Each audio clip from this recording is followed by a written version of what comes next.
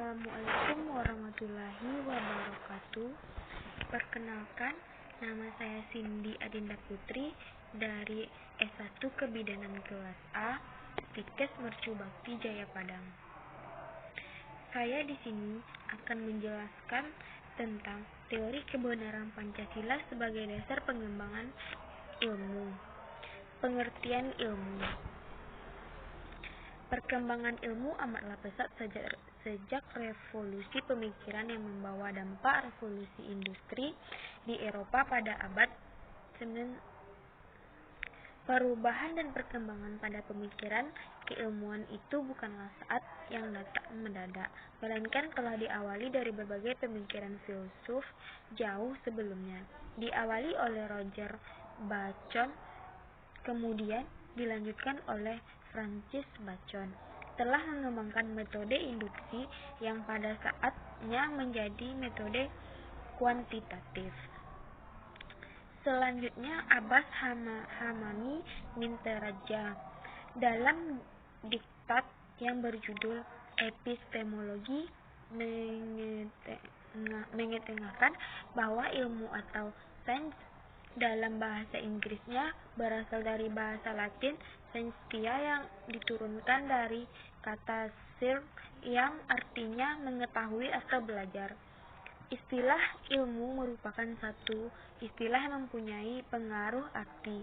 Oleh karena itu, banyak para filsafat maupun para ilmuwan sering melihatnya dari sudut pandang yang berbeda.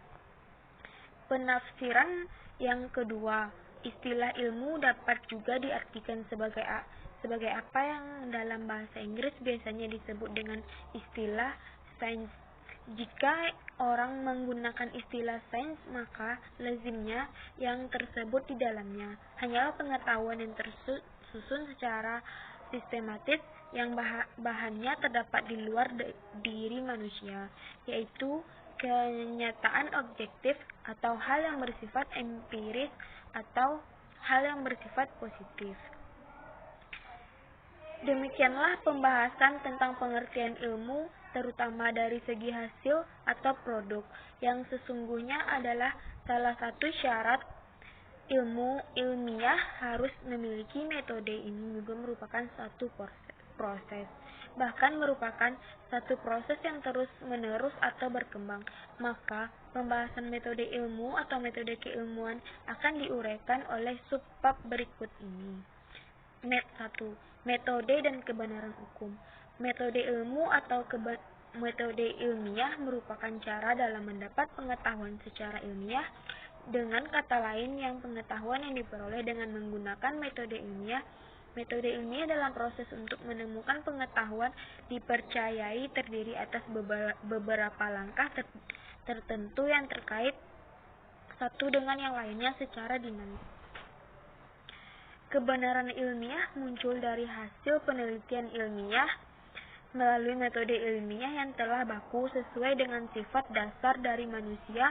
Ilmu dihasilkan teori ilmiah yang telah teruji kebenarannya.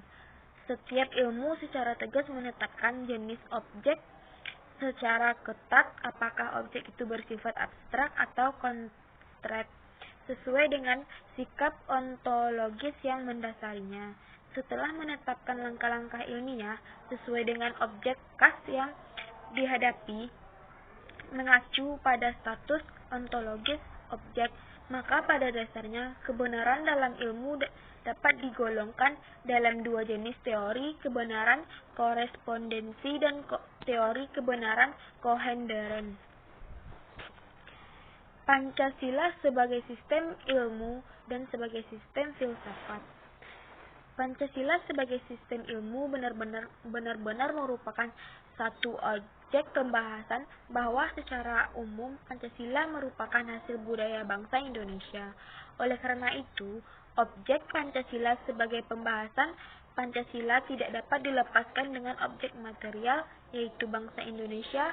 Pancasila sebagai sistem ilmiah benar-benar merupakan satu objek pembahasan bahwa dan segala aspek pola budayanya.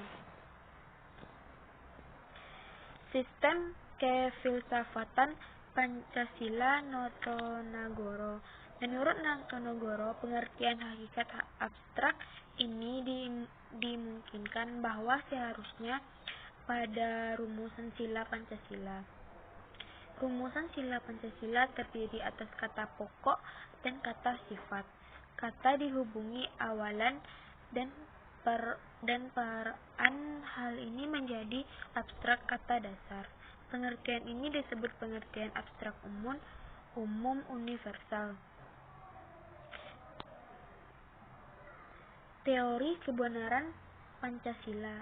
Dalam lingkup perbincangan kefilsafatan, sistem filsafat Pancasila harus memahami 3 teori kebenaran, yakni teori kebenaran koherensi, korespondensi, dan pragmatik. Sehingga sistem filsafat Pancasila menjadi tangguh di hadapan sistem filsafat lain. 1. Kebenaran ilmu berdasarkan teori kebenaran Pancasila. Kebenaran ilmu diantaranya terletak pada pengetahuan yang tersusun secara logis dan sistematis, serta telah teruji kebenaran melalui beberapa langkah dalam metode keilmuan. Pengembangan ilmu di Indonesia. Di atas sudah dikemukakan bahwa penjajahan manusia untuk mencapai kebenaran yang bersifat ilmiah baru dalam taraf yang sangat awal sekali.